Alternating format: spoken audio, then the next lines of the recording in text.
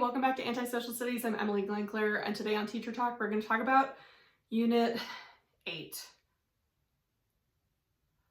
Whew. There's a lot to cover. All right, let's go. So what is in Unit 8? It's the Cold War and Decolonization, that's all.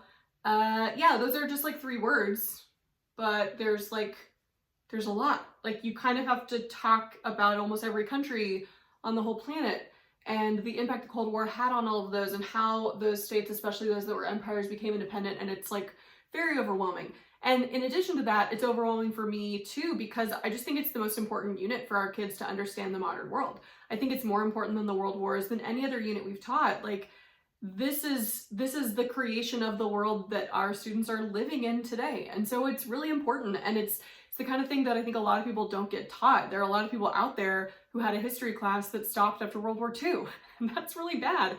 And so not only is it a lot to cover just as far as getting them ready for the test, but it's also important to cover for them to be like informed citizens of the world.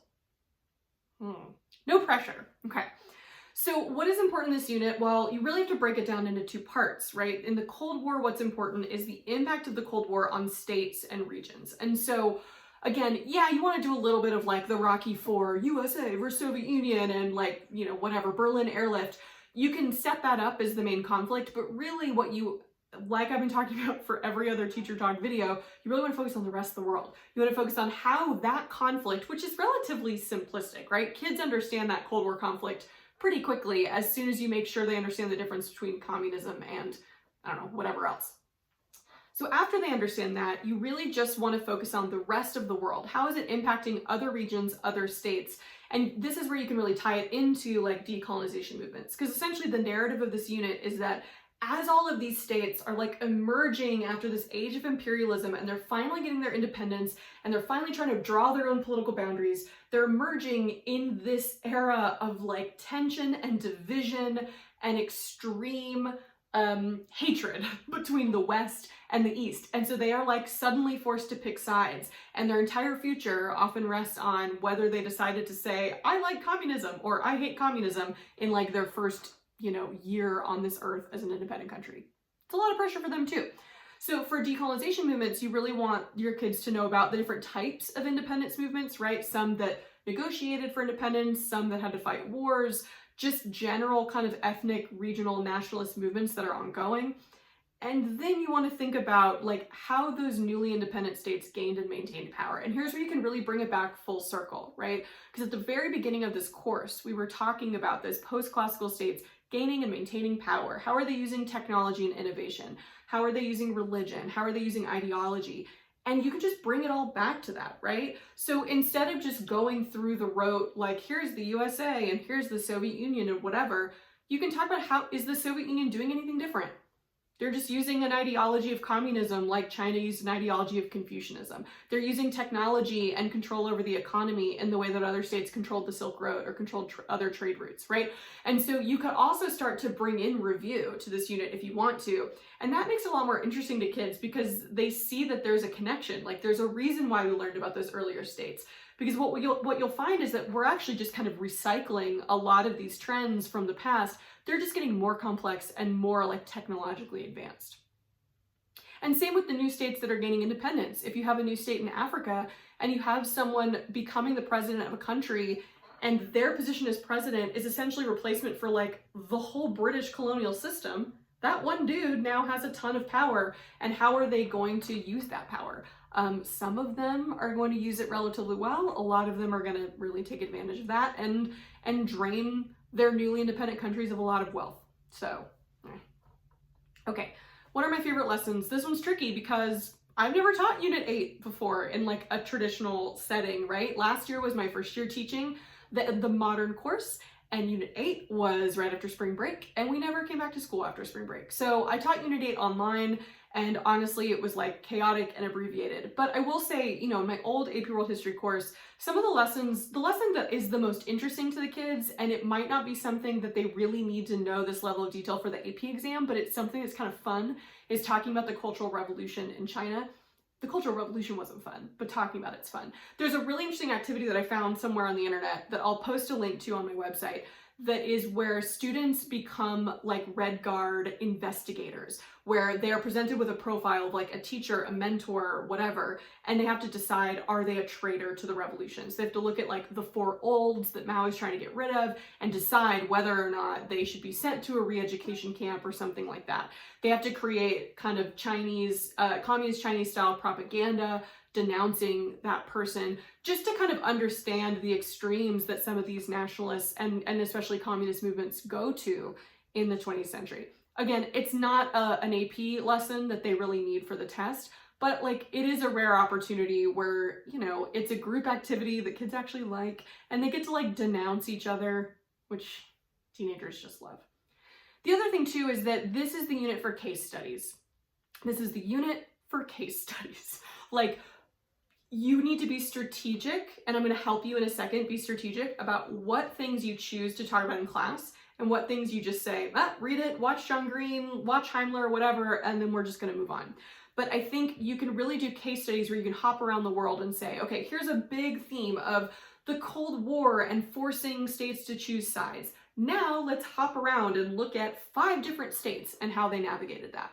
Or now we're going to look at independence movements, and we're going to look at violent independence movements and how those were successful or not. And then you hop around to like 3 different states and compare them, right? And so approach it with a bigger theme, and then just hit on a few examples that they could pull out if they had to write an LEQ on this, for example.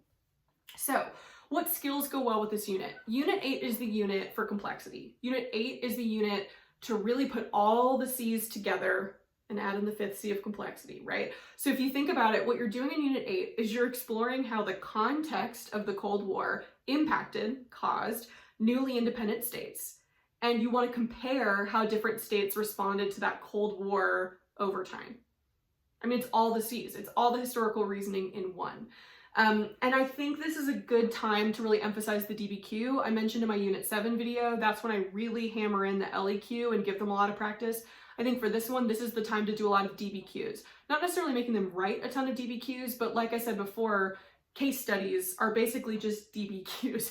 Gather a bunch of different examples and then have them group them and sort them and discuss, and you can even have them make a bunch of outlines. Then maybe at the end of the unit, you can have them write one DBQ like in full. You don't want to exhaust them before the AP exam. What goes wrong in this unit? There's just too much. And so, like I was saying, you need to really be picky. You're not going to be able to cover everything in class. Like, you just won't be able to cover everything in class. And honestly, it's not good teaching to try to cover everything in class. It's better to like let them read or maybe watch a Heimler video or one of my videos or whatever and get kind of the basic overview, and then pick like one state to really go in depth on in a whole day. That's a way better approach anyway, and it's more meaningful for the kids. And so really, like, if you look in the CED at the illustrative examples, basically you need an in-depth case study for these 6 things. You need a Cold War proxy war, you need a non-aligned country, you need efforts to redistribute land or resources, you need a state that negotiated its independence peacefully and a state that fought violently for its independence, and you need a state that was created out of like redrawing boundaries. But that's not necessarily 6 different case studies and 6 different lessons, because I've done the work for you and you can be strategic. So there are some case studies you can choose where you get more bang for your buck. Angola. If you have your kids look at Angola, that is an armed struggle for independence against Portugal that turns into a civil war that becomes a Cold War proxy war. Boom. 2 birds. 1 Angola. All right. In Ghana, they become a member of the non-aligned movement.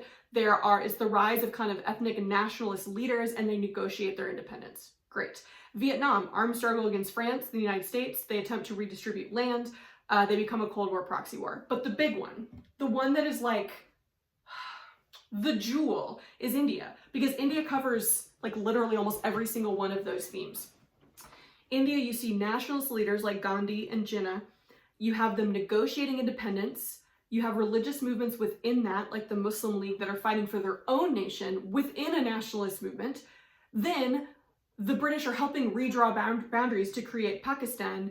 And then you also have like land redistribution and reform movements in parts of India. It's all of them. And so I'm not suggesting that in Unit 8 you only talk about India, but I'm just trying to show you that you can be strategic here, right? You don't need to have 6 different lessons for all those 6 different illustrative examples. You can go in depth on one and really walk through the history and say, here are all these themes and trends and developments that are happening all playing out in just this one subcontinent. And to help you out, my deep dive video for this unit is going to be on India. So there you go, 1 RD down. I hope that's helpful. Good luck with Unit 8. I'm with you. It's my first time teaching it.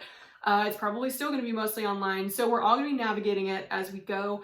Just remember that they need the big picture, and then they need just enough detail from those illustrative examples to support it in an LEQ, right? They do not need to know every single movement. They don't need to know every single independence movement and how it happened. They need to be able to apply specifics to a broader theme. And so when in doubt, go back to the CED and look back at those big picture statements, and then just make sure that you're giving them enough detail where they could like write a few sentences about it in a body paragraph for an essay.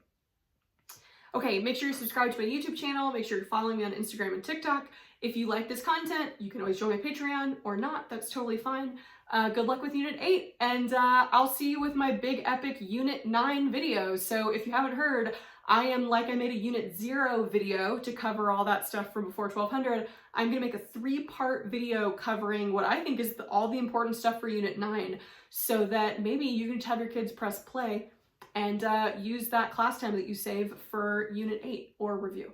So be on the lookout for that and make sure you're subscribed so that you see when I post it. Good luck.